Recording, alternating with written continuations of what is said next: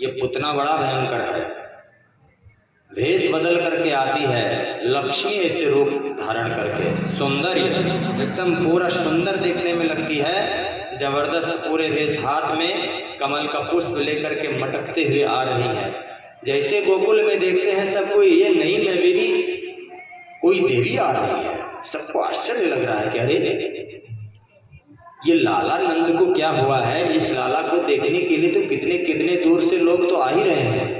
कभी कोई 4 भुजा वाले आ रहे हैं, कभी तो 2 भुजा वाले आ रहे हैं, कभी 1 सिर वाले आ रहे हैं, तो कभी 4 सिर वाले आ रहे हैं, कभी देवी स्वरूप में एकदम लगता है कि स्वर्ग से उतरी हुई हो, उस तरह का एकदम सुंदर सुंदर लोग जा रहे हैं देखने के लिए। लाला बड़ा अद्भुत है, लगता है कोई साधारण लाला नहीं है।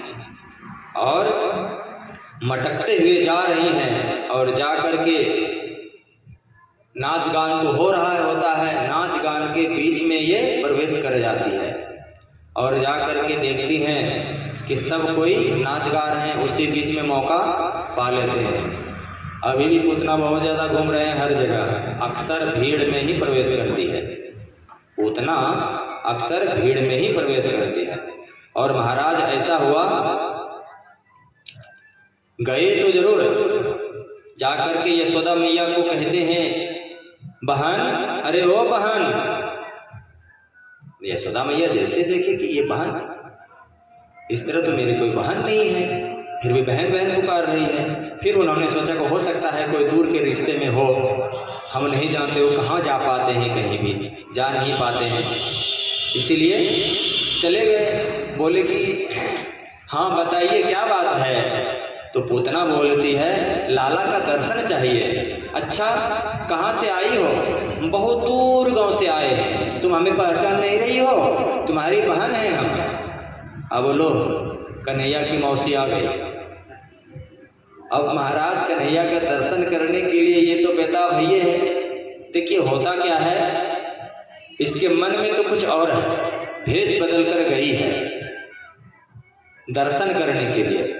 लेकिन कहा जाता है भगवान का दर्शन जिस भी रूप में हो, फिर भी भगवान का दर्शन करना चाहिए।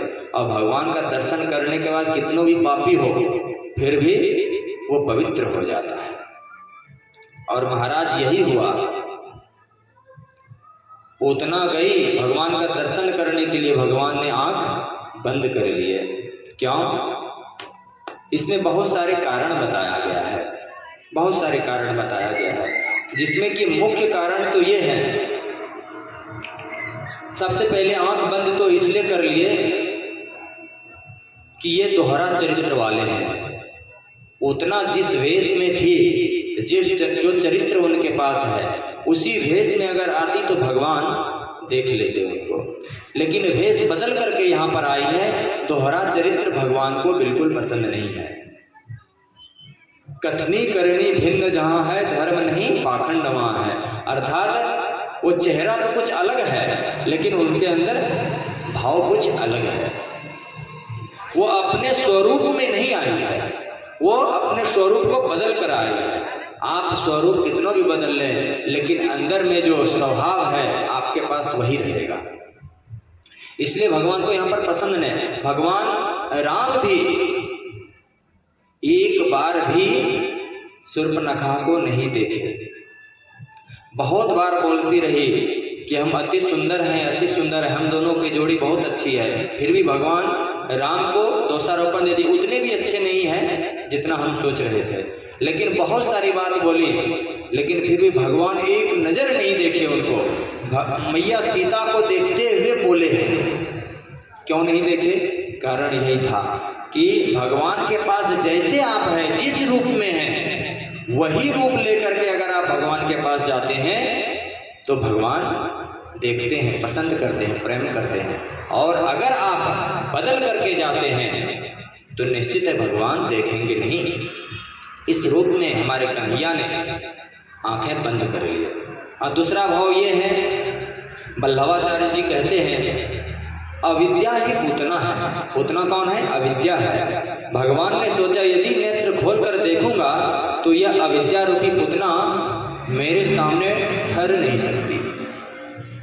भगवान प्रकाश के सामने अंधकार कहाँ टिकता है? अविद्या क्या है? अंधकार है। और भगवान विद्या है, भगवान प्रकाश स्वरूप है। अगर हम आंख खोल दिए, एक आंख भगवान का सूर्य है, एक आंख भगवान का चंद्रमा है, दोनों प्रकाशित है।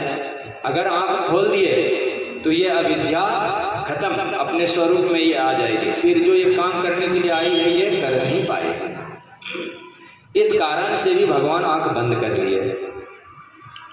और फिर दूसरा भाव देते हैं, कहते हैं यह दुष्टा बाल घातिनी है, पोता नपी नयति, यह पवित्र बालकों को भी ले जाती है। अतः ऐसी दुष्टा का मुख नहीं देखना चाहिए।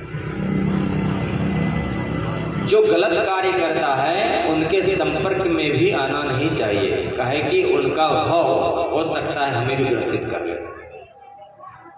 कभी भी गुणगान किया जाता है, क्यों बोला जाता है कि आप चुगली ना करें? क्यों बोला जाता है कि गलत व्यक्तियों का चिंतन नहीं करें, उनके बारे में चर्चा ना करें? क्यों?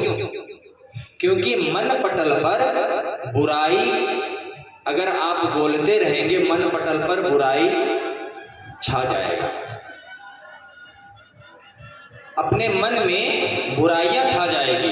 इसलिए सदा ही सद्व्यवहार वाले अच्छे आदमियों के, अच्छे आचरण के, संत महात्माओं के भगवान का गुणगान किया जाता है मन से, कि हमारा मन धीरे धीरे पवित्र होता जाए। और गलत आदमी का चुगली करते हैं, किसी के बारे में कुछ गलत सोचते हैं, तो निश्चित है कि हमारा मन धीरे धीरे गंदा हो जाता है। इसीलिए करने के लिए मना किया गया। इसीलिए प्रभु उनको देखते नहीं है। फिर ऐसा भाव है, ठाकुर जी ने सोचा कि पुतना तो राक्षसी है, लेकिन माता का रूप धारण करके, दूध पिला करके माँ का कार्य कर रही है, परंतु हृदय में क्रूरता है। ऊपर से तो माँ बन करके आई है, मौसी बन करके आई है, और अंदर में क्रूरता है। ऐसे माँ भी अगर आए इस भाव से तो उनको स्वीकार नहीं करना चाहिए। इस प्रकार से प्रभु देखे नहीं कि माँ का रूप लेकर के भी आई हो, लेकिन अंदर में क्रूरता हो, हृदय साफ नहीं हो, तो फिर उनका सत्कार नहीं करना चाहिए, उन्हें देखना नहीं चाहिए। भगवान ने सोचा, आया था तो माखन मिश्री खाने के लिए पहली बार कि आए तो हम माखन मिश्री पहले खाने को मिलेगा, लेकिन देखिए तो लीला देखिए प्रभु की, कि सबसे पहले जहर खाने को मिल रहा है। इसीलिए हर वक्त ये चीज सोचिए, आपका जन्म हुआ है, आप अपने आप में ये सोच रहे हैं कि प्रभु हमें दुख दे रहे हैं। क्या भगवान श्री कृष्ण के ऐसा भी दुख आपको मिला है? जन्म हुआ है, आप तो 5 साल 10 साल तक बहुत अच्छे से पलते बढ़ते हैं, बाद में कुछ दुख होता है। लेकिन यहाँ पर देखिए, अभी 5 दिन 6 दिन नहीं हुआ है और यहाँ पर 20 देने को मिल रहा है। इतना ज्यादा दुख की बात क्या हो सकती है? इसलिए कभी भी अपने आप को हिम्मत मत हारिए। ये संघर्ष ही जीवन है, लड़ना उसे पड़ेगा, जो लड़ नहीं सकेगा वो आगे नहीं बढ़ेगा।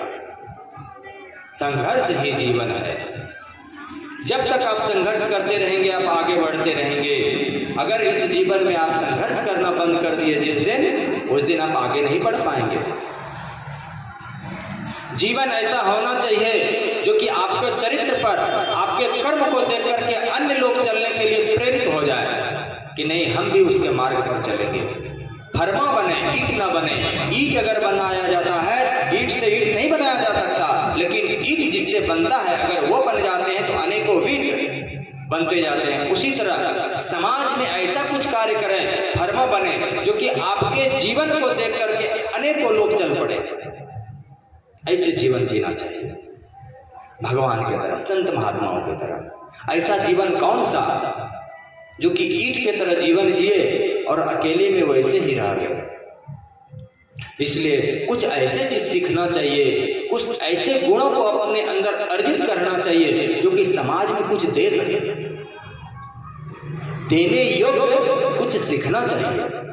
लाखों पैसा आप कमाइए, लाखों सब कुछ कीजिए, लेकिन देने योग्य कुछ गुण सीखिए, देना चाहिए समाज को। इसलिए प्रभु यहाँ पर आंख बंद कर लेते हैं। अनेकों बहुत सारी बातें हैं, प्रभु आंख बंद करते हैं, और मूल यही है कि प्रभु